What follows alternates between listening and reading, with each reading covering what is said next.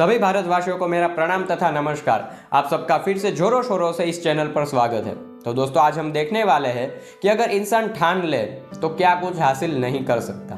अगर उसके अंदर कुछ कर दिखाने की तमन्ना हो, उतना सेल्फ कॉन्फिडेंस हो, अगर हमेशा मेहनत करते रहने की पूरी तैयारी हो, तो वो जो भी चाहे वो मुकाम हासिल कर सकता है।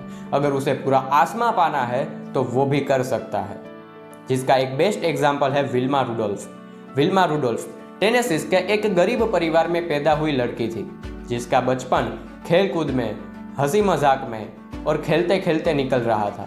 लेकिन किस्मत को शायद ये मंजूर नहीं था, इसीलिए 4 साल की छोटी उम्र में ही उसको एक साथ न्यूमोनिया और ब्लैक फीवर दोनों बीमारियां लग गई, जिसकी वजह से उसके पूरे स्किन में लाल कलर के छाले पड़ गए, गला पूरा सूज गया, जिसकी साइड इफेक्ट की वजह से वो पोलियो का शिकार हो गई और दोनों पैरों से अपंग हो गई। डॉक्टर्स ने उसका इलाज किया, काफ़ी सारे रिपोर्ट्स बनवाए और एंड में यही नतीजा दिया कि ये लड़की ज़िंदगी में कभी भी अपने पैरों पे खड़ी नहीं रह पाएगी, कभी भी चल नहीं पाएगी। लेकिन विल्मा को डॉक्टर्स का ये फैसला मंजूर नहीं था। वो तो इस दुनिया की सबसे तेज़ महिला बनना चाहती थी, वो दौड़ना चाहती थी, वो रुकना नहीं चाहती थी।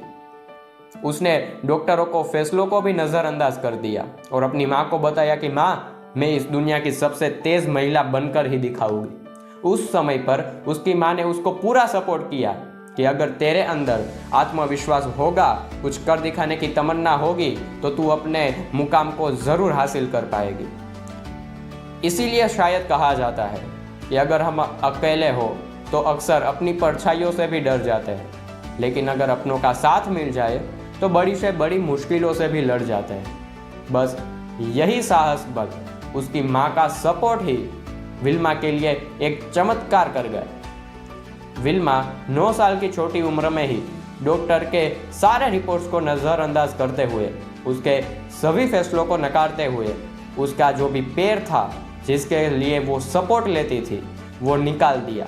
नकली पैर निकालकर खुद चलने का प्रयास किया और खुद चलने भी लगी। 13 साल की उम्र में उसने सबसे पहली बार एक रेस की प्रतियोगिता में पार्टिसिपेट किया, लेकिन उसमें वो हार गई, उसको जीत नहीं मिली। तब उसने ये दृढ़ निश्चय किया कि जब तक उसे जीत नहीं मिल जाती तब तक वो खेलती रहेगी, लेकिन कभी भी हार नहीं मानेगी। और वो खेलती रही, एक के बाद एक रेस में पार्टिसिपेट करने के बाद आखिर में एक रेस में वो फर्स्ट नंबर पर आई।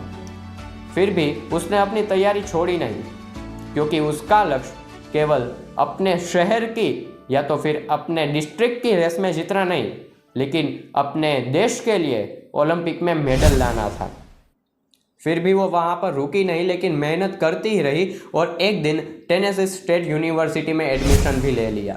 वहाँ पर वो टेम्पल नाम के एक कोच से मिली। उसके कोच ने भी उसको काफ़ी सपोर्ट किया, क्योंकि वो भी काफ़ी प्रभावित था कि एक लड़की की जिसको 4 साल की छोटी उम्र में डॉक्टर्स के द्वारा ये बोल दिया जाता है कि वो कभी अपने पैरों पे खड़ी भी नहीं रह पाएगी, कभी चल भी नहीं पाएगी, वो ये लक्ष्य लेकर घर से निकलती है कि वो दुनिया की सबसे तेज़ महिला बनना चाहती है। तो सोचो उसके अंदर कितना कॉन्फिडेंस रहा होगा। टेम्पल के सपोर्ट के साथ, उसके गाइडेंस में वो मेहनत करने लगी और ट्रेन होने लगी। एक दिन ओलंपिक तक भी पहुंच गई।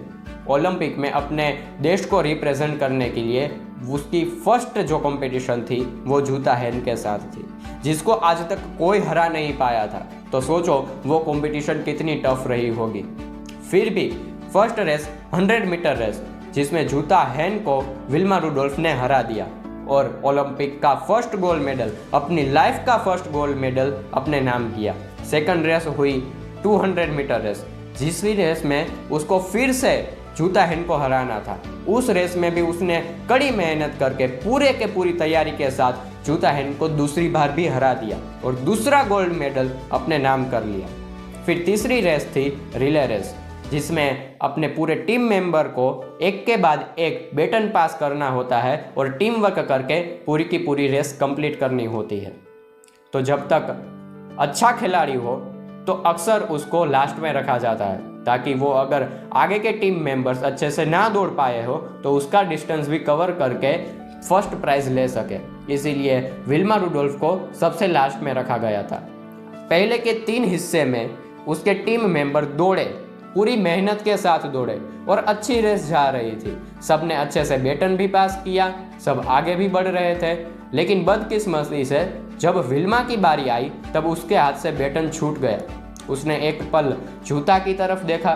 जूता हैन पूरी मेहनत के साथ जैसे बंदूक में से गोली छूटती है उस रफ्तार से भाग रही थी और आगे बढ़ रही थी। तब विल्मा को लगा कि ये रेस तो मुझे कैसे भी करके जीतनी ही होगी।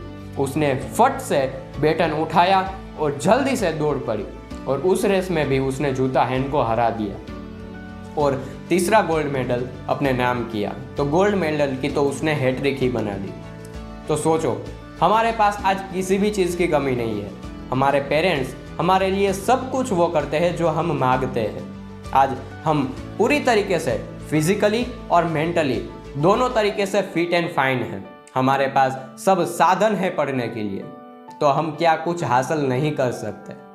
अगर किसी को ये लगता है कि मैं ये नहीं कर सकता क्योंकि मेरे पास ये साधन नहीं है, तो उसको ये एग्जाम्पल लेना चाहिए कि विल्मा रुडोल्फ अगर कर सकती है तो आप या तो मैं भी कर सकते हैं। इसी बात पे एक शायर ने क्या खूब ही कहा है, ये डर, ये भय, ये चिंता, ये सब तो तेरे ही अंदर है। अपने अंदर एक बार झांक कर तो देख, तू भी तो एक सिकंदर ही है। तो अपने सिकंदर को जगाओ। जो भी हासिल करना चाहते हो उसके पीछे हाथ धो के पड़ जाओ। वो क्यों आपको नहीं मिलेगी, ज़रूर मिलेगी।